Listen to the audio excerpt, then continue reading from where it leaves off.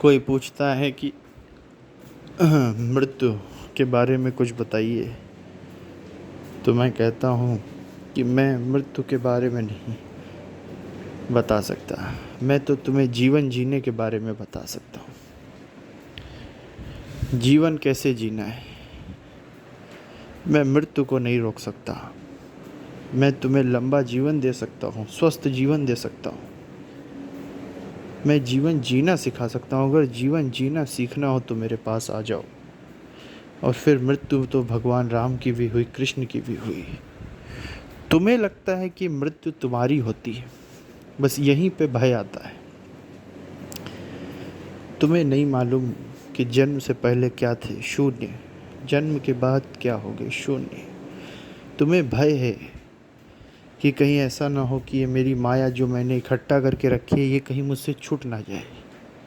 तुम्हें भय है कि ये शरीर मेरा कहीं छूट जाएगा तो मेरी जो इच्छाएं हैं, मेरा सब खत्म हो जाए। तुम्हें लगता है कि जब मृत्यु आएगी तो मैं भयभीत हो जाऊंगा। कदापि नहीं, क्योंकि भय तो सिर्फ तुम्हारे मन को लगता है। शरीर भयभीत नहीं होता, मन भयभीत होता है। भयभीत सिर्फ मनुष्य का मन होता है। कभी देखा है किसी 2 साल के बच्चे को मृत्यु से भयभीत होते हुए?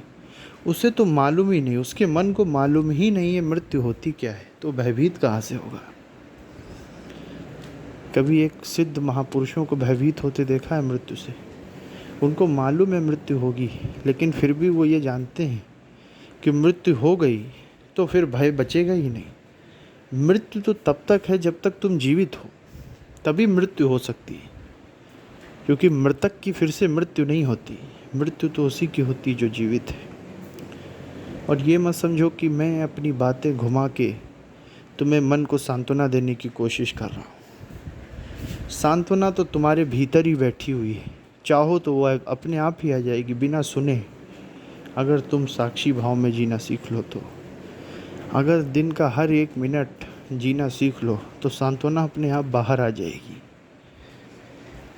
हर चीज़ तुम्हारे भीतर ही छुपी है। डर भी, साहस भी, अच्छाई भी, बुराई भी, सब कुछ तुम्हारे भीतर ही तो है। मुझे तो बस उसे बाहर लाना है अपनी बातों के ज़रिए। तो मैं जीवन जीना सिखा सकता हूँ। और मृत्यु के बाद क्या होता है मैं ये नहीं बता सकता, क्योंकि जब परमात्मा नहीं चाहता कि उस क्या होता है वो बताएं। अगर ईश्वर को बताना ही होता मृत्यु के बाद क्या होता तो जब धरती बनाई थी तभी बता देता।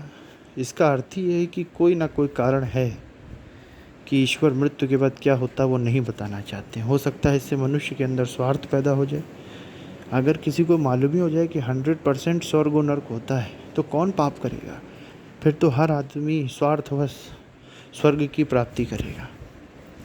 लेकिन एक कन्फ्यूजन है तो उसमें लोग गलत काम भी कर जाते हैं।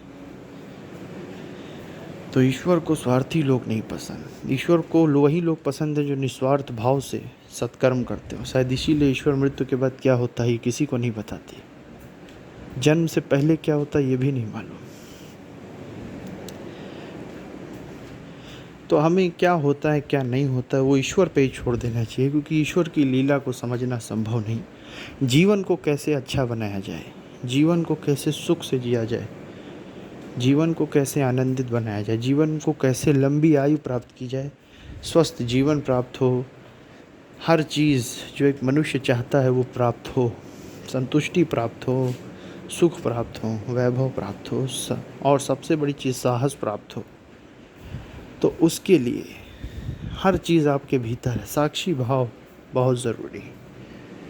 भय तभी तक है जब तक आप आधे ज्ञानी हैं। या तो बिल्कुल अज्ञानी हो जाइए तो आपको भय नहीं लगेगा, या महाज्ञानी हो जाइए तो आपको भय नहीं लगेगा। जब भी आपको मध्यम ज्ञान होता है वही दुख का कारण है। जैसे लक्ष्यहीन मनुष्य कभी दुखी नहीं होता और लक्ष्य प्राप्त करने वाला मनुष्य कभी दुखी नहीं होता। जिसने लक्ष्य प्राप्त कर लिया वो कभी दुखी नहीं होगा। जिसको लक्ष्य बनाया ही नहीं जिसने, वो कभी दुखी नहीं होगा। दुखी वही होगा जिसने लक्ष्य बनाया भी है और लक्ष्य पा भी नहीं पा रहा है। यानी जो बीच में है, लक्ष्य बनाया भी है और पा भी नहीं पा रहा है। जिसने लक्ष्य बनाया ही नहीं उसको दुख काहे का। और जो पा ही चुका है उसको दुख आएगा। तो उसी प्रकार जो महाज्ञानी है उसको कोई भय नहीं, उसको कोई डर नहीं, और जो महाज्ञानी है उसको कोई भय नहीं, उसको कोई डर नहीं। और फिर अगर अमर कर भी दिया जाए तो मनुष्य भगवान पे फिर उंगली उठाएंगे, कहेंगे कि प्रभु तुमने हमको अमर क्यों बनाया, मेरी ज़िंदगी में आखिर है क्या, तो मुझे मार लो, मार डालो। फिर जब मृत्यु नहीं आएगी तो तुम फिर भगवान पे उंगली उठाओगे कि अमर क्यों बनाया, मेरी ज़िंदगी में क्या था, उठा लो हमको, मेरी ज़िंदगी वैसे भी नर्क है, इससे अच्छी तो मृत्यु है। तो इसलिए मृत्यु के बाद क्या होता है उसे भूल जाएं। जीवन को कितने सुख, आनंद, सेवा, सत्कार से जिया जा सकता है और कितनी लंबी आयु, स्वस्थ जीवन प्राप्त किया जा सकता है, उस पर ध्यान दीजिए। और उसके कई सिद्धांत हैं जो मैं आपको समय आने वाले समय में बताता रहूँगा। जो भी होता है अच्छे के लिए होता है। मैं ये सांत्वना देने के लिए नहीं, अपने जीवन के गहरे अनुभव के कारण बता रहा हूँ। सांत्वना देना तो बहुत से ऋषि मुनि ने दिया, बहुत से लोगों ने अच्छी बातें भी बताई, लेकिन जो अज्ञानी है उसको हर बात सांत्वना ही लगती है। तो बस यहीं पे आज की चर्चा ख़त्म करना चाहिए। जय श्री राम, जय सीता मैया, जय हनुमान जी, जय हो गुरुदेव बृहस्पति जी, जय हो भोलेनाथ बाबा, जय हो पार्वती मैया।